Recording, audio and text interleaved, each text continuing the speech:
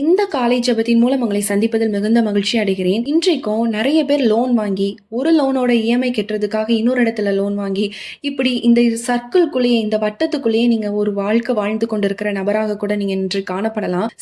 ஒரு இடம் வாங்கி, அந்த இடம் பல வருஷம் ஆகுது. அது வீடு கட்ட முடியாம அது ஒரு தடைப்பட்ட காரியமா இருக்குது. இன்னும் சிலர் ஃபவுண்டேஷன் போட்டிருப்பீங்க. ஆனா அது மேல கண்டினியூ பண்ண முடியாம அது ஒரு தடையாக காணப்படலாம். இன்னும் சிலர் வீட்டை சேல் பண்ணிட்டு, இருக்க கடனை நான் க்ளோஸ் பண்ணிட்டு நிம்மதியான ஒரு வாழ்க்கை வாழணும்னு நினைக்கிறேன். ஆனா எனக்கு இது வாங்குறதுக்கான ஒரு சரியான விலைக்கு போகாம, இது ஒரு விஷயம் ரொம்ப தடையாவே இருக்குது அப்படின்னு சொல்லி நீ நினைத்து கொண்டிருக்கிற நபராக நீங்க காணப்படலாம். இன்னும் சில பெற்றோர்கள், என் பொண்ணுக்கு, என் பையனுக்கு திருமண காரியத்திற்கான வயது வந்து விட்டது. ஆனா இன்னும் அதற்கான ஏற்ற ஒழுங்குகள் பண்ணதுக்கான ஒரு மணமகனையோ மணமகளையோ என் பிள்ளைக்கு அமையல. இன்னும் அப்படியே அமைஞ்சாலும் தேவைகள் அதிகமா இருக்கு. இந்த தேவையை நான் எப்படி சந்திக்க போறேன் அப்படின்னு சொல்லி நினைச்சு கொண்டு இருக்கிற நபராக கூட நீங்க காணப்படலாம். சில வேலை தேடி நீங்க வேலை பார்த்துட்டு இருப்பீங்க. அந்த இடத்துல இருந்து நீங்க வேலையை விட்டுட்டு வேற இடத்துக்கு போகலாம் நீங்க நினைச்சு நீங்க ஒரு பிளான் பண்ணி அந்த வேலையை விட்டுருந்துருக்கலாம். ஆனா இப்போ வேலை இல்லாத ஒரு சூழ்நிலையில நீங்க தடுமாறி கொண்டு இருக்கக்கூடிய ஒரு வாழ்க்கையில நீங்க காணப்படலாம். வெளியில ரொம்ப ஸ்ட்ராங்கான பர்சன், இவ்வளோ பிரச்சனைகள் இருந்தாலும் நீங்க வெளியே ரொம்ப ஸ்ட்ராங்கான பர்சனா நீங்க இருப்பீங்க. உங்களுக்குள்ள ஒரு கேள்வி எப்பவுமே இருக்கும். என் வாழ்க்கை எப்போ சேஞ்ச் ஆகும், என் வாழ்க்கையில எப்போ ஒரு மாற்றம் வரும் அப்படின்னு சொல்லி நீங்க எதிர்பார்த்து கொண்டு இருக்கலாம். ஆனா இன்று காலை இந்த ஜெபத்தின் மூலம் ஆண்டவர் உங்களுக்கு ஒரு பதிலை கொடுக்க போகிறார். ஒரு அற்புதம் உங்களுடைய வாழ்க்கையில நடக்க போகுது. நீங்க நினைக்காத இடத்திலிருந்து ஒரு ஃபேவர், ஆண்டவர் நினைக்காத இடத்திலிருந்து மனுஷ தயவை ஆண்டவர் இன்று உங்களுடைய வாழ்க்கையில கட்டளையிட போகிறார். நெடுநாளாய் தடைப்பட்டிருந்த காரியங்கள், ஒரு வீடு சேல் ஆகணுமா, அது காரியங்கள் தடைப்பட்டு கொண்டே இருக்குது அப்படின்னு சொல்லி நீங்க கவலைப்பட்டு இருக்கீங்கன்னா, இன்று அதற்கான காரியங்கள் ஆண்டவர் ஒழுங்கு செய்ய போகிறார். உங்களை தேடி மனிதர்கள் வரும்படியான கிருபையை ஆண்டவர் கட்டளையிட போகிறார். இன்று உங்களுடைய வாழ்க்கையில் ஆண்டவர் ரெட்டிப்பான ஒரு ஆசீர்வாதத்தை ஆண்டவர் கட்டளையிட போகிறார். இந்த வீடியோ நீங்க ஃபுல்லா பாருங்க. உங்களுடைய விசுவாசத்தை வளர்த்துக் கொள்ளுங்க. ஆண்டவர் நிச்சயமாய் இந்த வீடியோ நீங்க பார்த்து கொண்டு இருக்கும் பொழுதே உங்களுடைய வாழ்க்கையில கிரியை செய்ய ஆரம்பித்து விட்டார் என்று சொல்லி விசுவாசத்தோட கண்டினியூ பண்ணுங்க. ஆண்டவர் நிச்சயமாய் உங்களை ஆசீர்வதிப்பார்.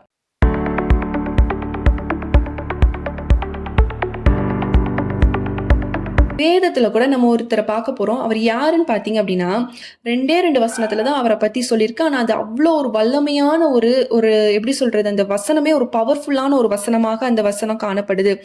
நம்ம யாரை பத்தி சொல்றேன் அப்படின்னு பார்த்தீங்களா, யாபேஸ் பத்தி நம்ம எல்லாருமே கேள்விப்பட்டிருப்போம். அந்த வசனத்தையும் நம்ம கேள்விப்பட்டிருப்போம். அவனுடைய வாழ்க்கையை பத்தி இன்று நம்ம விசேஷமா தியானிக்க போறோம். 1 நாளாகமம் 4ஆம் அதிகாரம் 9ஆம் வசனம் மற்றும் 10ஆம் வசனத்தை நம்ம வாசிக்கலாம். யாபேஸ் தன் சகோதரரை பார்க்கிலும் கனம் பெற்றவனாய் இருந்தான். அவன் தாய், நான் துக்கத்தோடே அவனை பெற்றேன் என்று சொல்லி அவனுக்கு யாபேஸ் என்று பெயரிட்டாள்.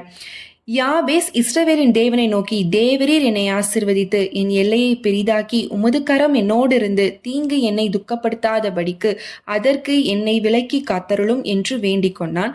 அவன் வேண்டிக் கொண்டதை தேவன் அருளினார். இதுல என்ன அப்படின்னு பாருங்களேன்.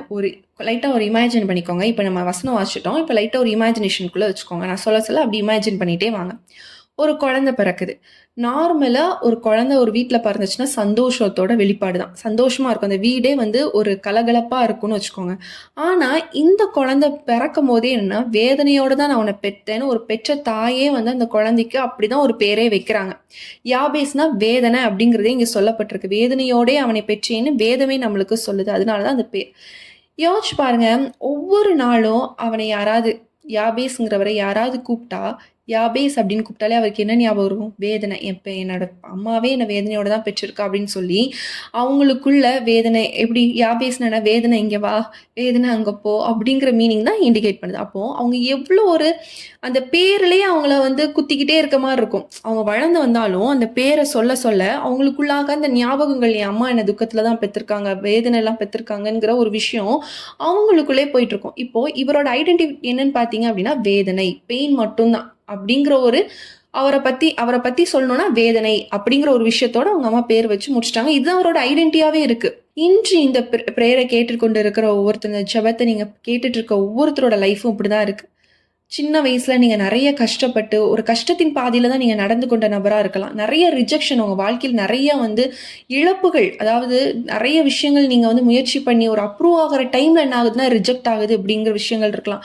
சொந்தங்கள் முன்னாடி அவமானப்பட்ட ஒரு சூழ்நிலையில நீங்க காணப்படலாம். ஃபினான்ஷியல் ஸ்ட்ரகிள், பண பற்றாக்குறையாக இருக்கலாம்.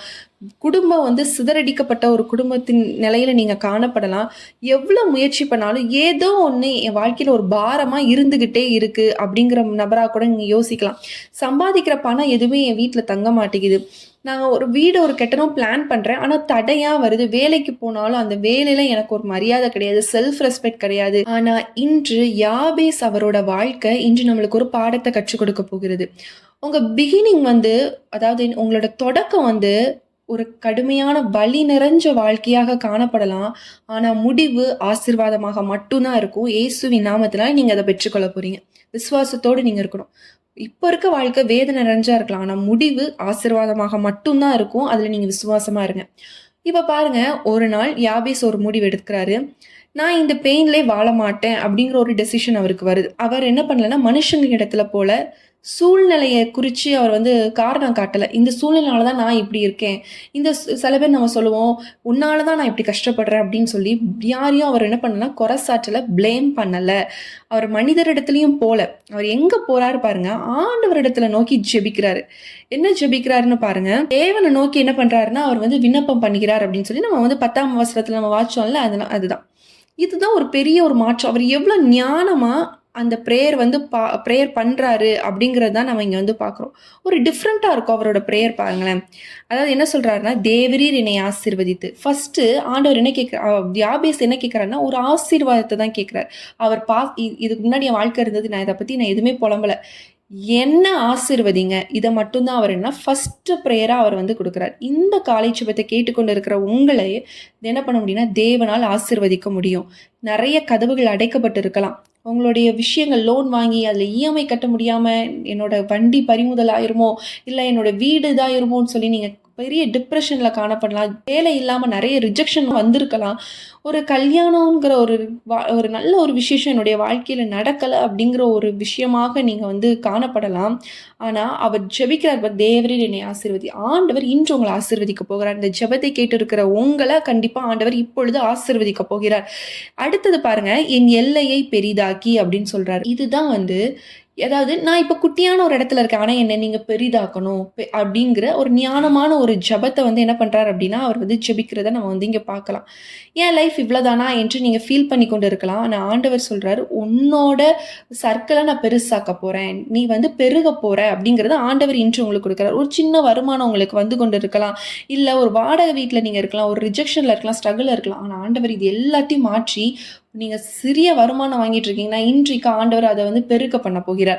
ஒரு வாடகை வீட்ல இருக்கீங்கன்னா, அது ஓன் ஹவுஸா மாறப்போகுது. சொந்த வீட்ல நீங்க குடியேற போறீங்க. நீங்க நெறைய ரிஜெக்ஷன் பார்த்துருக்கலாம். ஆனா இன்று உங்களுக்கான ஒரு அப்ரூவல், ஒரு அப்பாயின்ட்மென்ட் லெட்டர் ஆண்டவர் இன்று உங்களுக்கு கட்டளையிட போகிறார். அடுத்ததா என்ன சொல்றாருன்னா, உமது கரம் என்னோடு இருந்து, அது அவரோட கரம் என் கூட இருக்கணும். அவரோட கரம் இல்லன்னா பிளெஸ்ஸிங் இல்ல.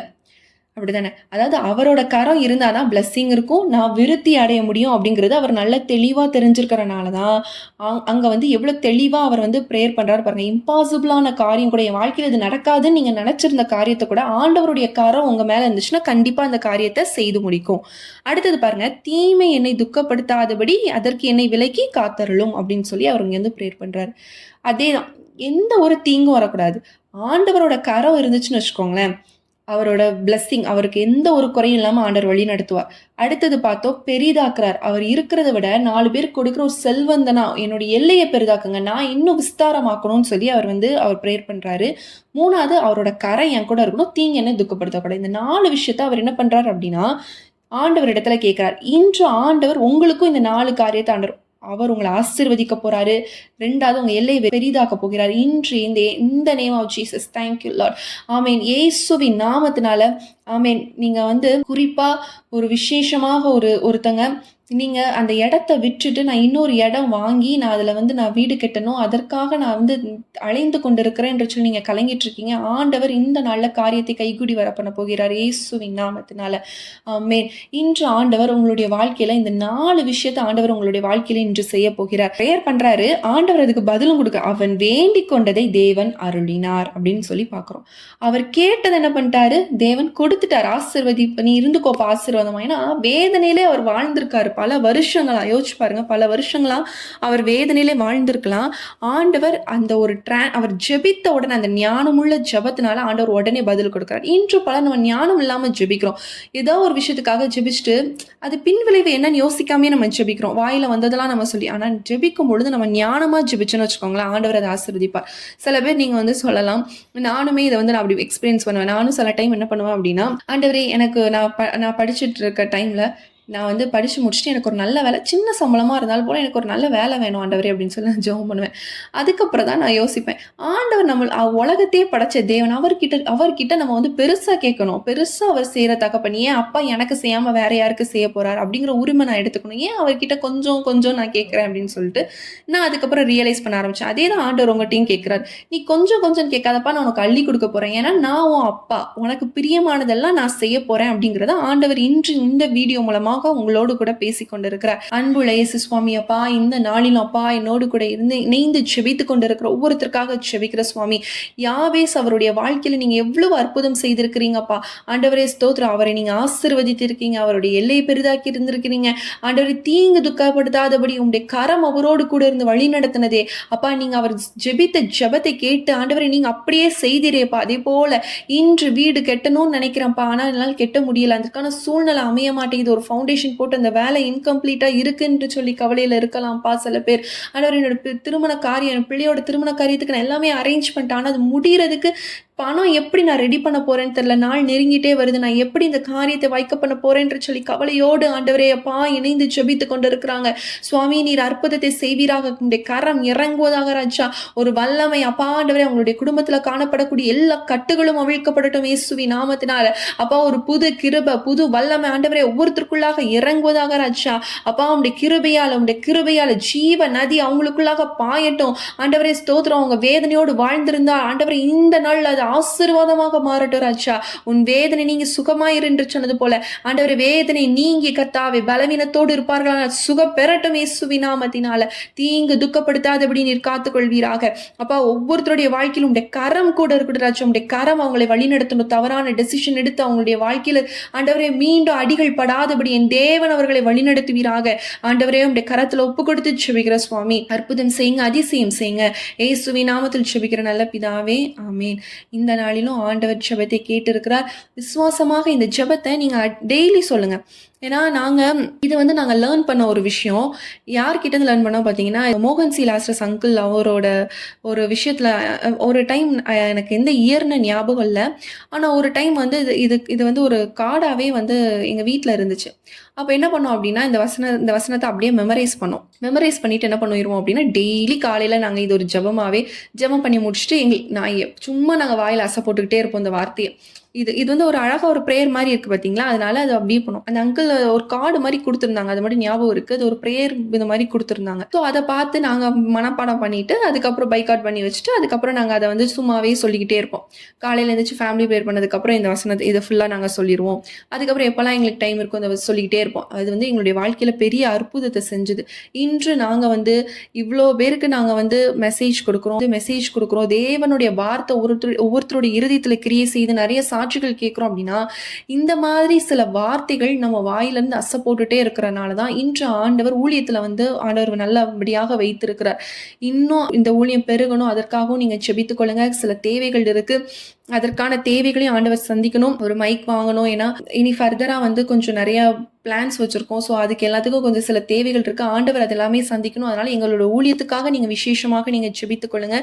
புதுசாக நம்மளுடைய வீடியோ பார்த்துட்டு இருக்கீங்கன்னா, மோசஸ் மினிஸ்ட்ரீஸ் தமிழ்னு நீங்கள் டைப் பண்ணிங்கன்னு வச்சுக்கோங்களேன், நம்மளுடைய சேனல் வரும்.